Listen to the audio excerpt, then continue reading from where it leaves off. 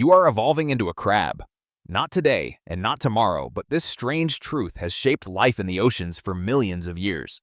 Countless creatures that were never crabs slowly transformed into something crab-like. Why does evolution keep circling back to the same design? Why do unrelated animals in different oceans end up wearing the same armor? And if becoming a crab is so effective, could it happen to us? This bizarre pattern has a name: carcinization, the evolutionary pull toward crab-shaped bodies. Today we explore why nature keeps repeating this form and whether all paths eventually lead to the crab. Carcinization sounds absurd, but it is one of the most documented evolutionary patterns on Earth. Many creatures that were never true crabs slowly evolved into forms that look almost identical to them. But what exactly makes something crab-like? A crab-shaped body is wide and flat, keeping the center of gravity low, so the animal stays stable even in violent waves. That compressed frame lets it slip under rocks or hide in tight crevices. Its shell is not just armor, it turns the entire body into a compact shield, a design far more survivable than long exposed forms like lobsters or shrimp. Short, powerful legs allow precise sideways movement, letting crabs dodge predators while still facing them head-on. This shape is so effective that evolution keeps rediscovering it even in species that are not closely related and lived millions of years apart. It is nature repeatedly choosing the same winning blueprint. To understand why so many creatures evolve into crab-like forms, we need to look at convergent evolution. This is when unrelated organisms facing similar pressures independently develop similar traits. It is the same reason two completely different squid species both grew to enormous sizes. Being giant helped them survive, so evolution pushed both in that direction. Crabs represent another case of this pattern. Their body plan is mechanically easy to modify. You can widen it, shorten it, reinforce it, or shift the direction of movement without breaking the overall structure. But try doing that with a lobster. Its long, segmented body and big tail make it far harder to flatten or repurpose. The moment you tuck its tail under the body as crabs do, the entire anatomy stops working. That is why we do not see lobsterization. Becoming crab-like is simply cheaper and easier for evolution than reshaping a long-bodied crustacean into something else. Once a species develops a compact armored shape, it rarely stretches back out again. So who were the first creatures to become crabs? The earliest true crabs, the infraorder Brachyura, appeared more than 200 million years ago, long before dinosaurs ruled the Earth. But they were not alone. Around the same time, other crustaceans that were not part of the crab family tree also evolved crab-shaped bodies. Early scientists working only with appearance rather than genetics labeled the flat-wide creatures with tucked-in tails as true crabs. But many crab-like animals are imposters. King crabs, for example, are actually giant hermit crabs whose ancestors once lived inside snail shells.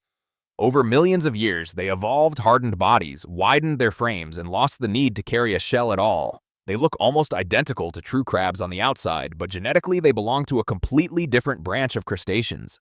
Porcelain crabs are another case. They resemble crabs so closely that early explorers naturally named them as such, yet they are more closely related to squat lobsters. Their delicate shells even fracture easily, almost like porcelain, betraying their true lineage. Carcinization has happened so often that we see it even in ancient fossils.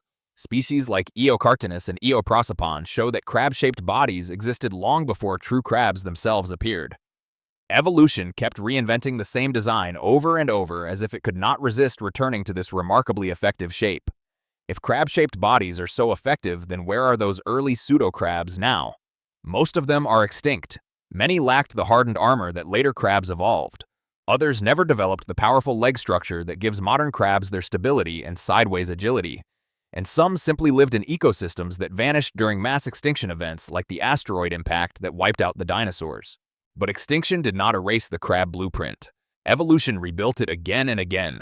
Crustaceans are naturally suited for crabification. Their shells can widen, their tails can fold underneath their legs, can shift sideways, all without breaking the basic mechanics of their bodies. That flexibility is exactly why carcinization has repeated itself for hundreds of millions of years. Even today, some shrimp lineages show early signs of flattening out and folding their tails, hinting that they may be at the beginning of their own slow journey toward becoming crabs. The potential is always there, waiting in the structure of their bodies. If evolution keeps creating crabs, does that mean every creature is destined to become one? Fortunately, no. Carcinization mainly affects crustaceans because their body plan is uniquely flexible. Other animals simply cannot reshape themselves into crabs without breaking the functions they rely on. A lion cannot flatten into a wide armored crawler. A lizard cannot fold its tail beneath its body without losing its movement. And humans dominant as we are not heading toward crabhood anytime soon. Still, convergent evolution appears in many other forms across the animal kingdom. Stingrays evolved flattened bodies for stability on the seafloor, a shape that mirrors crabs in principle. Even though they are not crustaceans, dolphins and sharks, unrelated in almost every biological way, both arrived at the same sleek torpedo shape because it is the optimal design for fast swimming. Birds, bats, insects, and even ancient pterosaurs developed wings because flight physics leaves only a few workable blueprints. So it is not that everything wants to become a crab. It is that evolution tends to funnel creatures into highly effective shapes. Crabs just happen to be one of the most successful designs that crustaceans can easily transform into. Crabs are not the final goal of evolution, nor are they some universal template that all life is destined to follow. Carcinization is simply the repeated outcome of millions of years of survival pressure acting on animals that already possess the right starting blueprint. Crustaceans can widen their shells, tuck their tails, and shift their legs without losing function, so they keep rediscovering the crab shape. Across the planet, evolution constantly works with limited options. Only a handful of designs truly thrive. Streamlined forms slice through oceans. Flattened bodies hold steady on the seafloor. Armored frames endure chaos. And in the world of crustaceans, the crab stands as one of the most reliable, adaptable, and successful forms ever created. As we continue to explore the deep and uncover prehistoric lineages, one question remains open for all of us. If nature keeps circling back to the crab, what other hidden blueprints might it return to again and again? Thank you for watching, and if you want to dive deeper into how ancient animals reached impossible sizes, check out the next story waiting for you.